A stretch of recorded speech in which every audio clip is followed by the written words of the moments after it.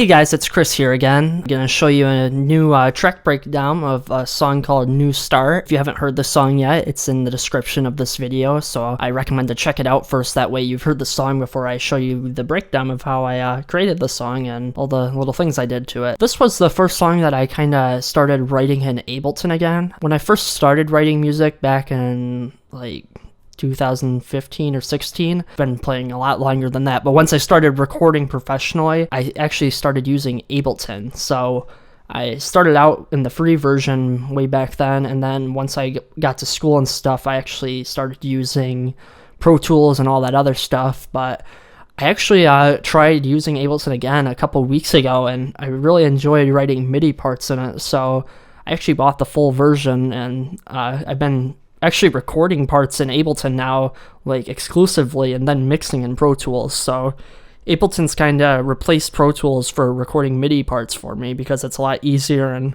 I can get things done a lot faster. That's why I chose to start recording in Ableton. But this song, I kind of wanted to create like a video game feel, like an early PS2 video game. I was playing a lot of Ratchet and Clank when making this. That's one of my favorite games of all time, if you didn't know.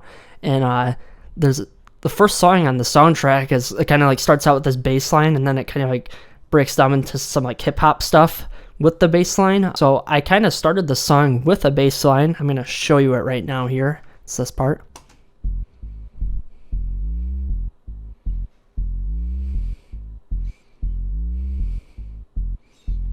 So I started out with that, and I wrote this whole song around it actually. It was really fun to do actually. I started out with that bass line, and then I'm gonna disable all of these and kind of just bring parts in as they go and then solo them if I need them. So, didn't realize there was so much stuff in here.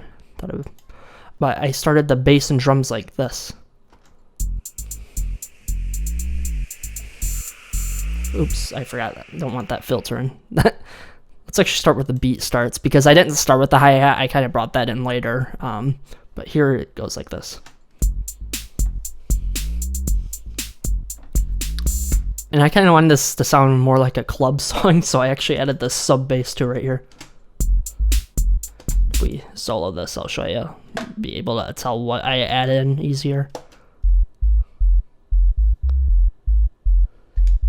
So that is really subby. So I added all those in, so it goes like this now.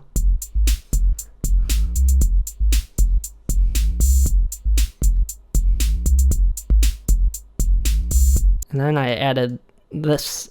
I like when I make electronic music like this, it kind of builds up. I like adding parts as it goes. Sometimes I'll start out with everything and then bring it away and then bring it back. I kind of do a little bit of that in the song, so I'll show you when we get there.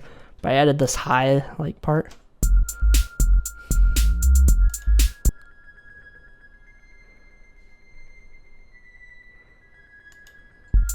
Then I wanted like an ambient swell coming up. That's what this part right here is. So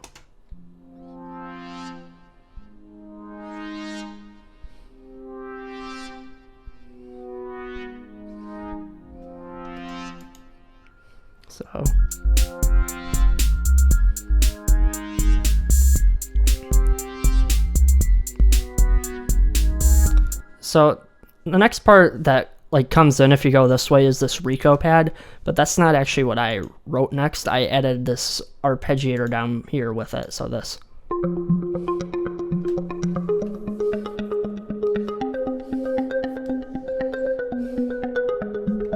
So I added that with it. So oops. When you add it with the mix, it actually sounds pretty cool.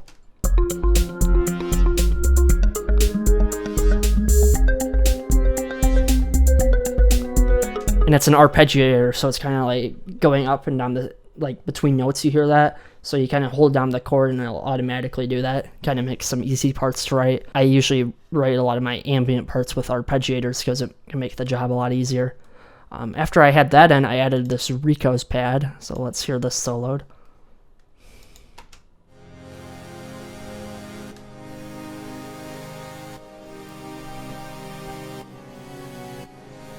Kind of some weird chords in there. It gets a little dissonant, but it sounds cool. But with the mix, it kind of goes in together. I I kind of made this mimic this echo keys a little bit, like the progression, but then I added the full chords with it on this, so that's where my thought process was on that, so let's hear this.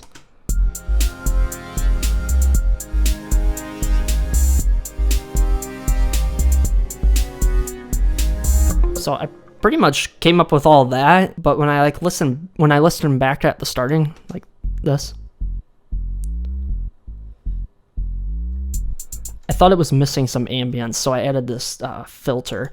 In Ableton, it kind of sounds a little not fine-tuned because I mixed this differently once I brought it into Pro Tools. It's a lot lower in the mix, so it's pretty loud here. So let's listen.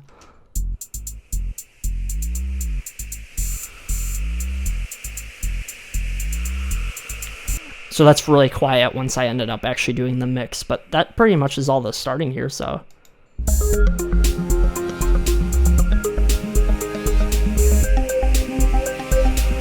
I'm gonna take this filter off just because it's super loud. But I was playing this, and then I actually kind of like cut off a lot of the instruments to make it more like, less of like a beaty type of song and more of like a feeling. So like you'll hear it kind of just drops off the beat here.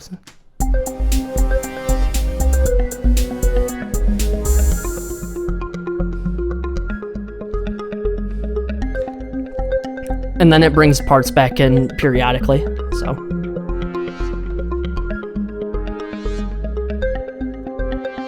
And then I bring the drums back in.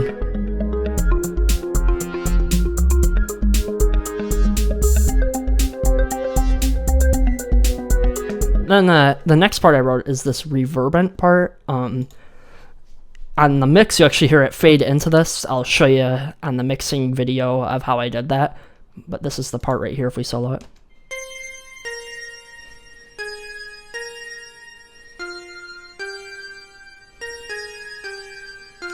So with the song, it sounds like this.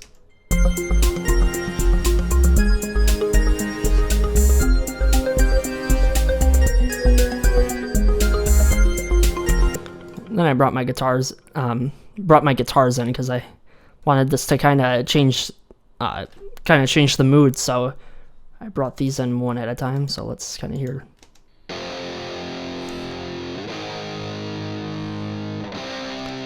Pretty simple stuff, just kind of chords. If you didn't watch my video where I broke down Big Change, on my guitars I like doing hard left and hard right, and I'm recording with different types of sounds, so to get a more wide mix. So here's it with the rest of the music.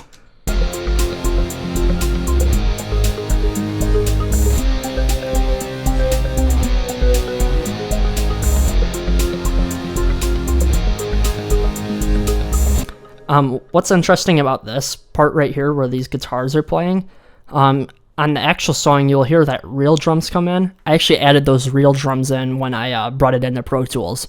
So there's electronic drums playing here that I tracked with, but then I used Easy Drummer inside of Pro Tools to bring real drums to this part to make it more of like a rock song and more epic sounding. Then there's this lead guitar here that comes in later, so.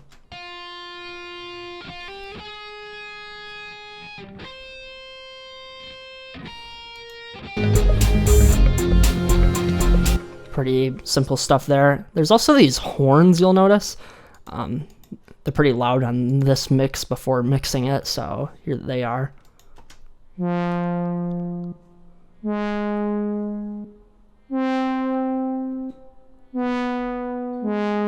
They're really fake sounding horns, but they actually kind of sound cool in the mix later when I did some tweaking to them in Pro Tools.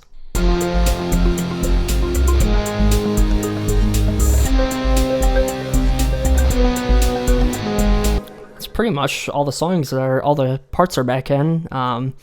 It sounds a little bit different in the actual mix because I added some things to it and did some fine tuning. One thing I did want to say, if you hear this lead guitar right here,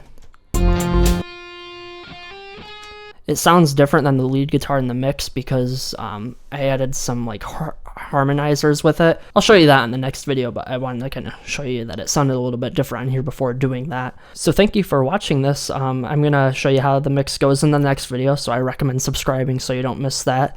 let me know if you have any questions about my recording process, and I'll answer them in the comments for you, or I can make a entire video to show you exactly what I do. So thanks for watching again, guys, and I hope to see you on the next video.